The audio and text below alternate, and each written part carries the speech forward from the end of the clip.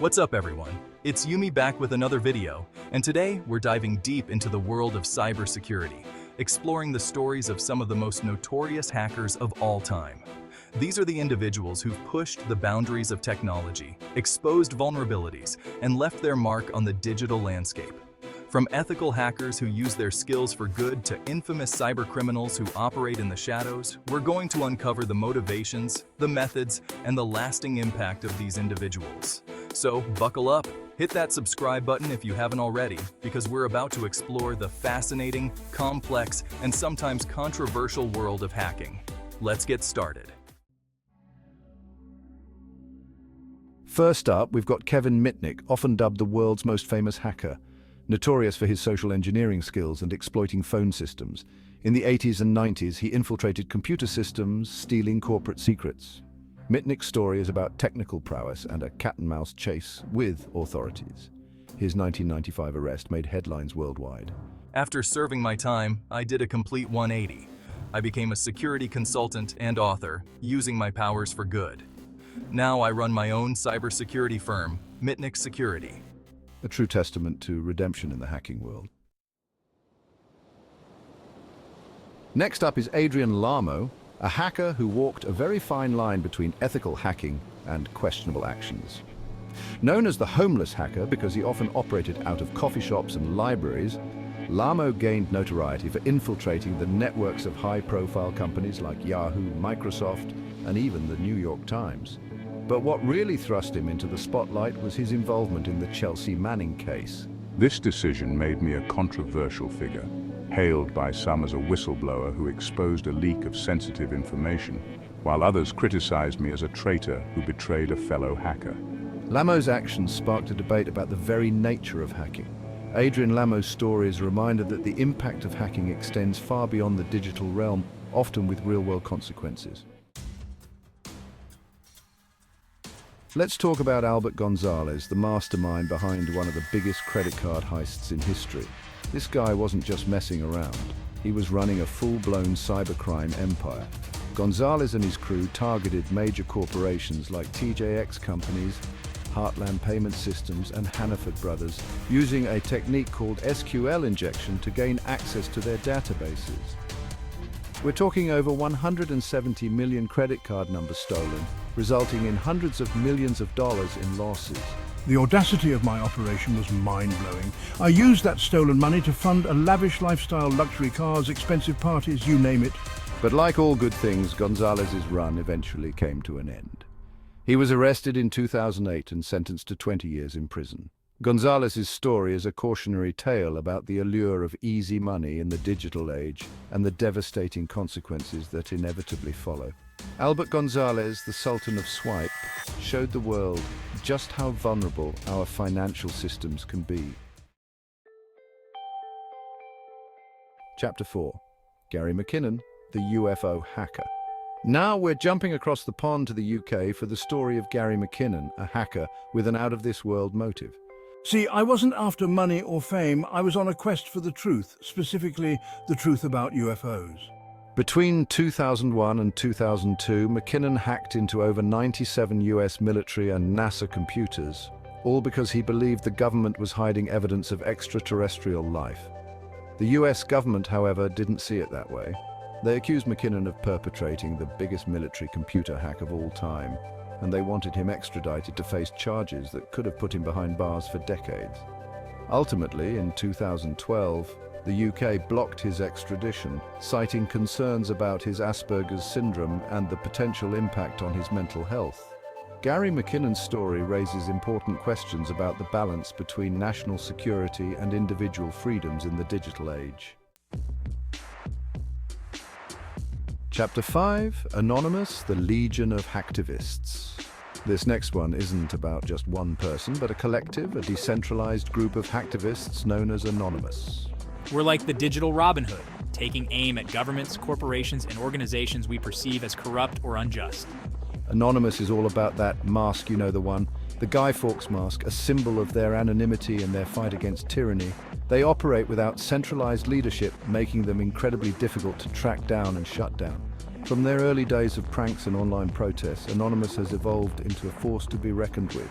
They've targeted everyone from the Church of Scientology to Sony, from government agencies to extremist groups. Their tactics, DDoS attacks, website defacements, data leaks, you name it, they've probably done it. Anonymous is a constantly evolving entity, with their motives and targets shifting over time. Love them or fear them, there's no denying the impact Anonymous has had on the digital landscape. Chapter 6. Kevin Poulsen, from Porsche hacker to security journalist. Let's talk about Kevin Poulsen, a hacker who went from winning a Porsche through phone phreaking to becoming a respected security journalist. His story is all about second chances and the power of redemption. Poulsen's hacking career started early. As a teenager, he gained notoriety for hacking into radio station phone lines to win contests, including one for, you guessed it, a Porsche 944 S2.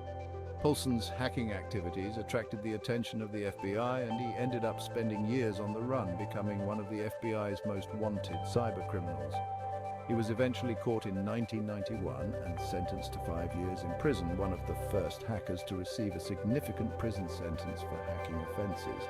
After serving his time, he decided to use his expertise for good.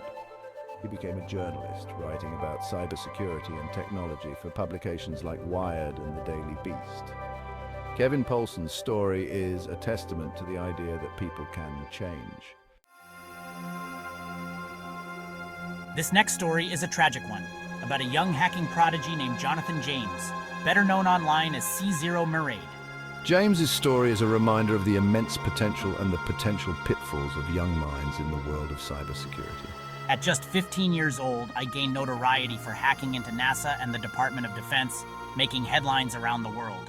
He downloaded sensitive software and disrupted operations, costing the government thousands of dollars. It was a level of skill and audacity that nobody had seen before from someone so young. But James's story took a dark turn.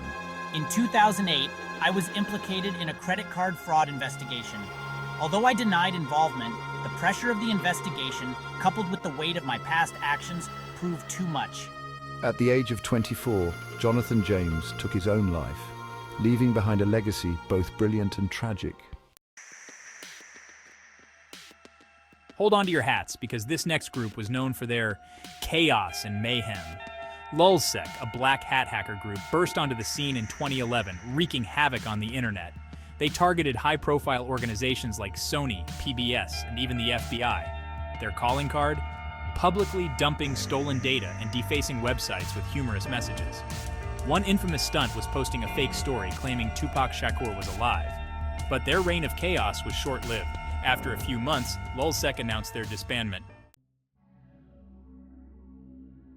Get ready for this one, because it involves accidental nuclear tensions. Back in 1996, two British hackers, Matthew Bevan and Richard Price, found themselves at the center of an international incident. Bevan, who went by the hacker handle Kuji, and Price, known as Datastream Cowboy, were just messing around, exploring the limits of their hacking abilities. They hopped from one system to another, leaving their mark on military networks, universities, and even infiltrating the Korean Atomic Research Institute. Bevan and Price thought they were just accessing some military files, but in reality, they had stumbled into the computer systems of a nuclear facility. The incident sent shockwaves through the intelligence community. The US government was furious, accusing Bevan and Price of almost sparking an international conflict. The incident led to a diplomatic scramble, with the UK trying to downplay the severity of the hack. Their story is a reminder that even seemingly harmless actions in the digital world can have unintended and far-reaching consequences. And finally, we come to a hacker or group of hackers who needs no introduction. Guccifer 2.0. This mysterious figure took center stage during the 2016 US presidential election. Guccifer 2.0 claimed responsibility for hacking the Democratic National Committee and leaking thousands of emails.